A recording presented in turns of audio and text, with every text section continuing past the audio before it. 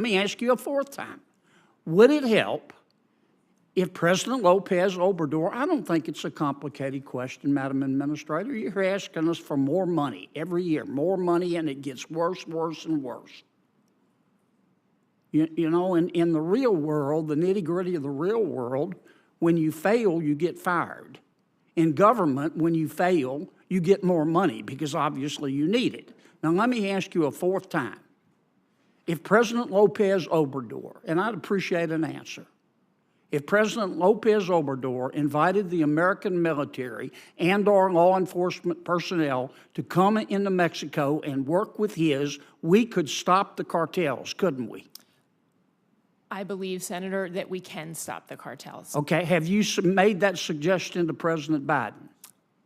If I could, I believe that we can stop the cartels by... Have you made that suggestion to President Biden?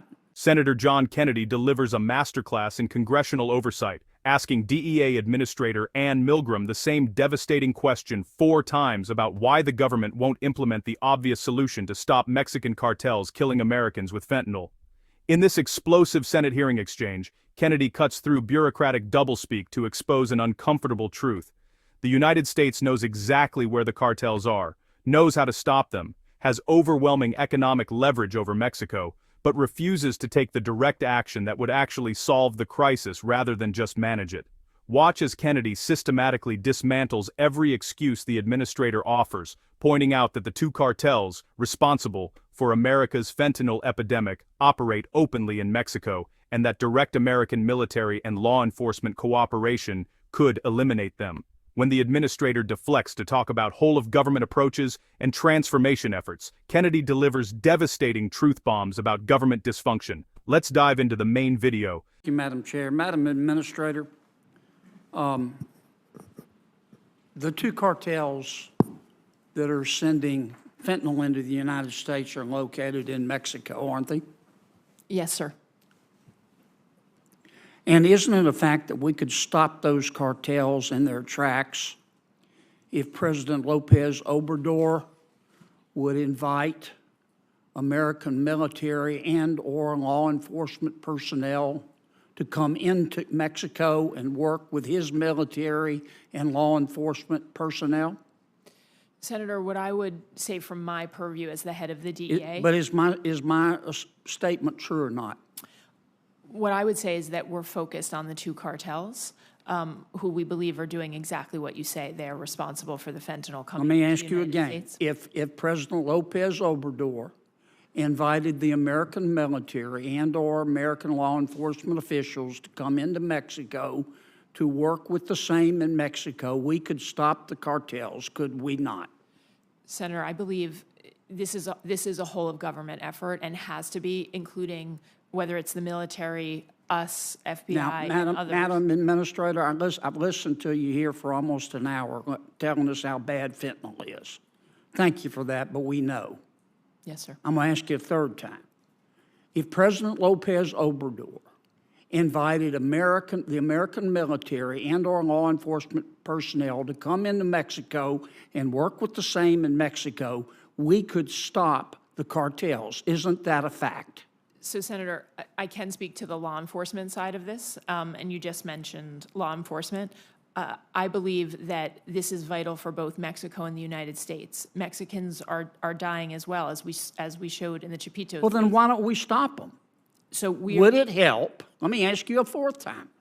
Would it help if President Lopez Obrador, I don't think it's a complicated question, Madam Administrator. You're asking us for more money every year, more money, and it gets worse, worse, and worse. You know, in the real world, the nitty-gritty of the real world, when you fail, you get fired. In government, when you fail, you get more money because obviously you need it. Now, let me ask you a fourth time. If President Lopez Obrador, and I'd appreciate an answer, if President Lopez Obrador invited the American military and or law enforcement personnel to come into Mexico and work with his, we could stop the cartels, couldn't we? I believe, Senator, that we can stop the cartels. Okay, have you made that suggestion to President Biden? If I could, I believe that we can stop the cartels by... Have you made that suggestion to President Biden? Senator, I have been very vocal in the whole of government setting on the importance of fentanyl, and all of us using every single effort and authority that we Why have. hasn't President Biden done it? I mean, this is the way the American people, whose sons and daughters are dying, look at it. Our economy is $23 trillion. Mexico's economy is $1.3 trillion. Ours is 18 times bigger. We buy $400 billion every year from Mexico. Without the people of America, Mexico, figuratively speaking, would be eating cat food out of a can and living in a tent behind an outback. So why don't you and the president, embarrassing no one, get on the phone and call President Lopez Obrador and make him a deal he can't refuse to allow our military and our law enforcement officials to go into Mexico and work with his to stop the cartels? Why don't you do that? Senator, what I am doing every single day is working with the incredible men and women of DEA who are risking their lives across 334 offices worldwide. And I appreciate that, but you're not doing what would work. Why won't you do what will work? Senator, we are. Why don't you call the president this afternoon and say, Mr. President, let's call President Lopez Obrador privately and make him a deal he can't refuse. Because we both know that President Lopez Obrador has neither the ability nor the will to stop the cartels. But yet we go along and pretend that they're our friends, and Mexico is our friend. But he has criminal organizations that are killing our people, and you know how to stop it, and the president does, and you're not doing it. Senator, we are working every day to stop it. But you're not doing what would stop it. We are transforming, and we are working in countless ways across the globe to do what needs to be done for the American people. And there is nothing that the men and when women... it's important to you, you make it happen. When it's not important to you, you make an excuse.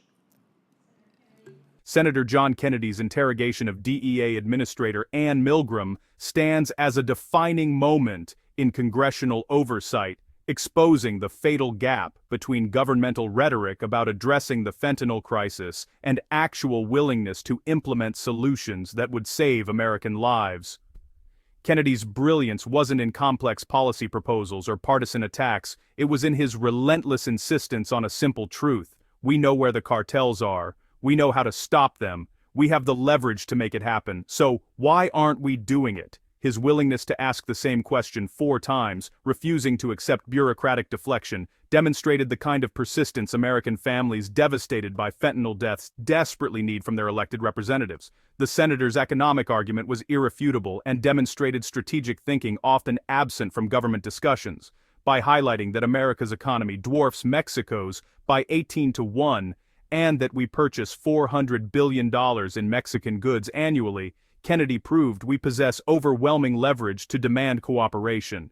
His colorful but accurate assessment that without American consumers, Mexico would be destitute wasn't crude.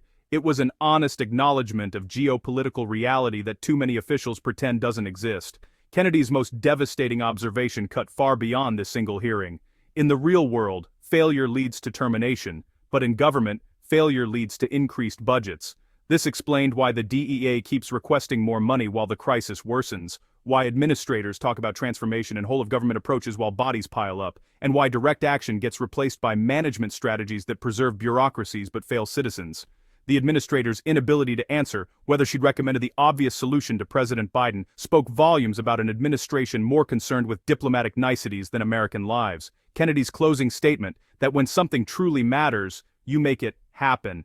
But when it doesn't, you make excuses, perfectly captured what Americans witnessed in this exchange. The administrator offered excuses, talked about working hard and using every authority, but couldn't explain why the one approach that would actually eliminate the cartels remained unimplemented. Senator Kennedy didn't just expose bureaucratic failure, he demonstrated what accountability looks like when an elected official refuses to accept evasion and demands answers on behalf of constituents dying while their government makes excuses instead of solutions.